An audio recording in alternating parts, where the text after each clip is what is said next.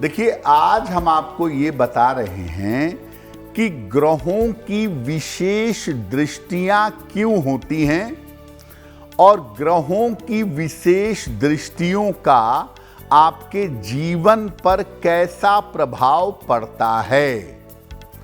विशेष दृष्टियां केवल 3 ग्रहों के पास हैं। तो कौन से 3 ग्रह हैं जिनकी दृष्टि सबसे ज्यादा महत्वपूर्ण है?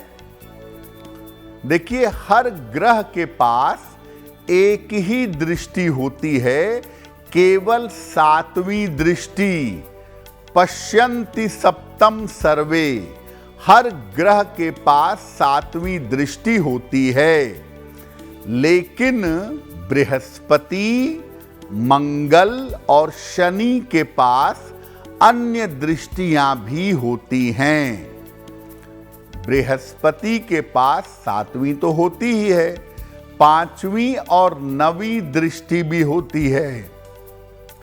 मंगल के पास 7वीं के अलावा 8वीं और 4थी दृष्टि होती है और शनि के पास 7वीं दृष्टि के अलावा 3री और 10वीं दृष्टि होती है। दृष्टि के मामले में बृहस्पति की दृष्टि अत्यंत शुभ मानी जाती है।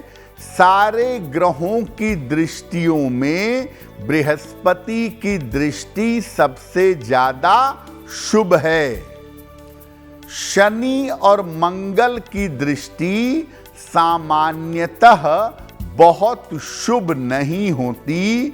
सामान्यतः शनि और मंगल की दृष्टि में समस्या पैदा होती है।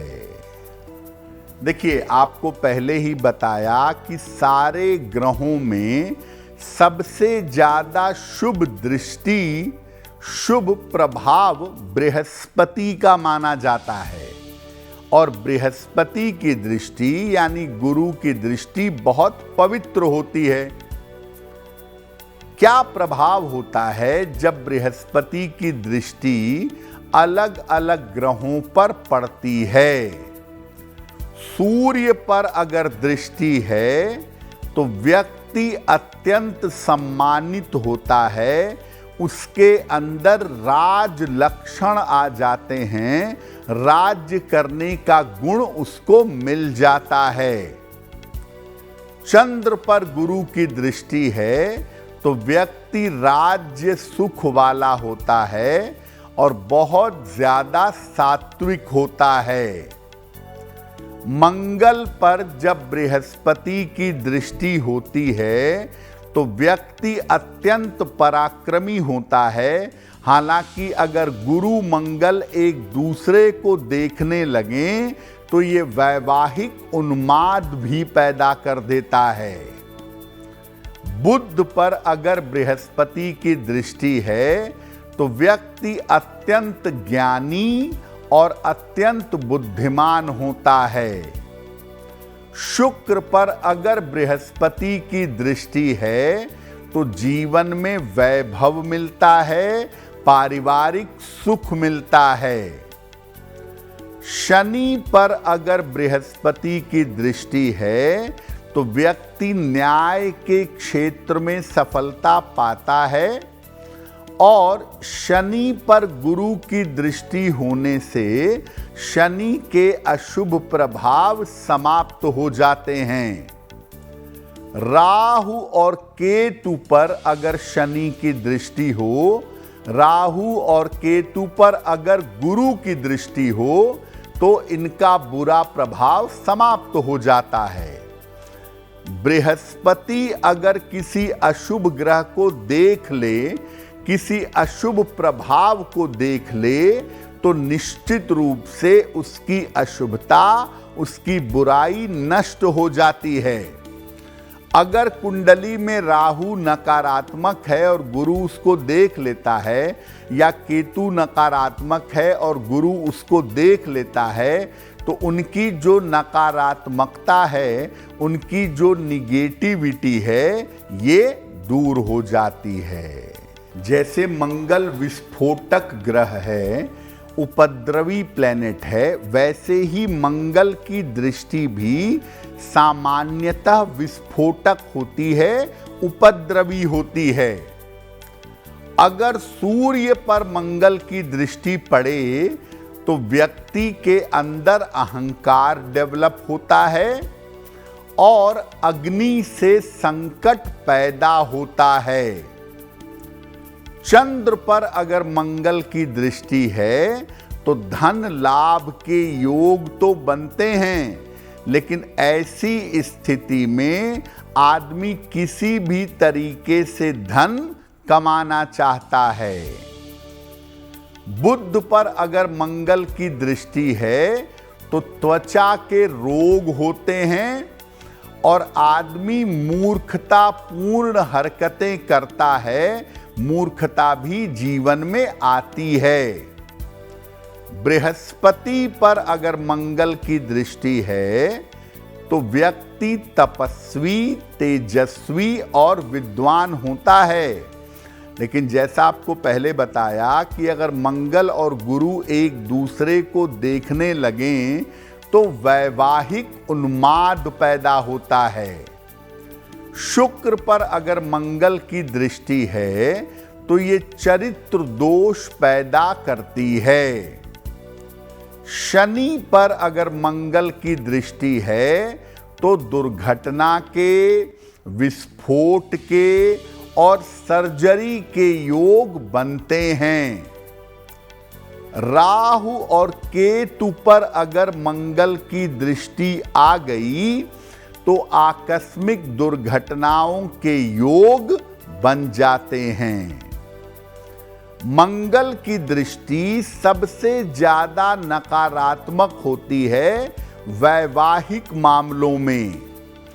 अगर मंगल की दृष्टि विवाह के भाव से, विवाह के ग्रह से या वैवाहिक मामलों से जुड़ रही है तो ये मंगल की दृष्टि वैवाहिक जीवन को बुरी तरह से खराब कर सकती है। जितनी पवित्र दृष्टि बृहस्पति की है, जहां पर पड़ेगी वहां गंगा जल छिड़कते हुए चलेगी, उतनी ही बुरी दृष्टि शनि की है। जिस भाव पर पड़ेगी, जिस ग्रह पर पड़ेगी, सामान्यतः उसको भयंकर नुकसान पहुंचाएगी। अगर सूर्य पर शनि की दृष्टि हो तो ऐसा देखा गया है कि व्यक्ति का दांपत्य जीवन खराब होता है और संतान की तरफ से कष्ट जीवन में भोगना पड़ता है। अगर चंद्रमा पर शनि की दृष्टि हो तो तीव्र वैराग्य, संन्यास पैदा होता है। चंद्र पर शनि की दृष्टि हो तो व्यक्ति सन्यासी होता है या मानसिक रूप से रोगी होता है। अगर मंगल पर शनि की दृष्टि है तो विस्फोट जैसी या दुर्घटना जैसी स्थिति बनती है। सर्जरी, चोट चपेट, दुर्घटना की संभावना बन जाती है। बुध के ऊपर शनि की दृष्टि हो तो व्यक्ति धूर्त होता है और कभी कभी जरूरत से ज्यादा चालाक भी होता है। बृहस्पति पर शनि की दृष्टि हो तो व्यक्ति पेट का रोगी तो होता है, साथ ही साथ ज्ञानी और अहंकारी भी होता है। शुक्र पर अगर शनि की दृष्टि हो तो सामान्यतः चरित्र दोष जीवन में पैदा होता है और व्यक्ति निम्न कर्म में लिप्त रहता है। राहु या केतु पर शनि की दृष्टि हो तो व्यक्ति नशे का आदी होता है, लेकिन ऐसे लोग कभी कभी राजनीति में सफलता पा जाते हैं। देखिए, शनि की दृष्टि कुंडली के किसी बढ़िया भाव पर पड़ने लगे, शनि की दृष्टि कुंडली के शुभ ग्रह पर पड़ने लगे, और ख़ास तौर से शनि की दृष्टि अगर चंद्रमा के ऊपर पड़ने लगे तो शनि की दृष्टि के सबसे ज़्यादा बुरे प्रभाव इसी में दिखाई देंगे। ऐसी स्थिति में आपको शनि की दृष्टि से बचने का उपाय करना होगा। बहुत सरल सा उपाय है शनि की दृष्टि के बुरे प्रभाव से बचने का। हर शनिवार को हनुमान जी के मंदिर जाएं, हनुमान जी के सामने खड़े होकर या बैठकर हनुमान चालीसा का पाठ करें। जब हनुमान जी के सामने बैठ करके हनुमान चालीसा का पाठ करेंगे तो हनुमान जी की दृष्टि आपके ऊपर पड़ेगी, और जब हनुमान जी की दृष्टि आपके ऊपर पड़ने लगेगी या पड़ती रहेगी तो शनि की दृष्टि का दुष्प्रभाव कम हो जाएगा। तो शनि की दृष्टि के अशुभ प्रभाव को दूर करने का तरीका यही है कि हनुमान जी की दृष्टि में जाया जाए ताकि शनि का अशुभ प्रभाव समाप्त हो जाए। देखिए, बहुत सारे लोग ऐसे हैं जो राहु और केतु की भी सप्तम पंचम नवम दृष्टि मानते हैं और राहु केतु की दृष्टि पर भी काम करते हैं, लेकिन महर्षि पराशर ने कहीं भी राहु और केतु की दृष्टि नहीं मानी है। राहु और केतु की दृष्टि नहीं होती, इसलिए इनकी दृष्टियों का प्रयोग प्रेडिक्शन में नहीं किया जाता। राहु केतु का साहचर्य होता है। किसी ग्रह के साथ जब वो बैठते हैं, किसी ग्रह की संगति में जाते हैं तो उस ग्रह पर प्रभाव डालते हैं। या कोई ग्रह राहु के साथ बैठेगा तो वो राहु केतु के एक्सिस में उनके बीच में आ जाएगा, या केतु के साथ बैठेगा तो वो भी राहु केतु के एक्सिस में आ जाएगा।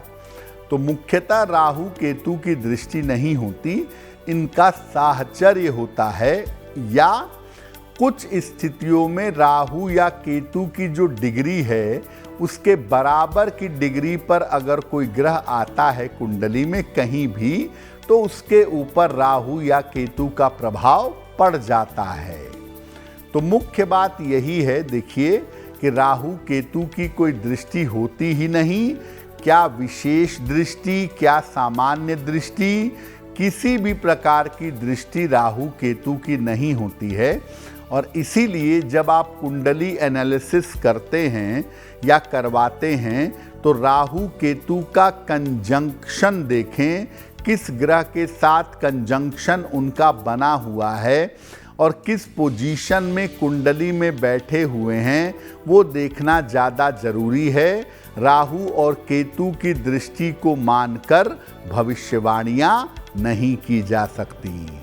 अगर आप मुझसे जुड़ करके अपनी समस्याओं का समाधान चाहते हैं और चाहते हैं कि आपकी समस्याओं को ज्योतिष के माध्यम से सुलझाया जाए तो आप हमसे संपर्क कर सकते हैं, जुड़ सकते हैं एस्ट्रो तक पर।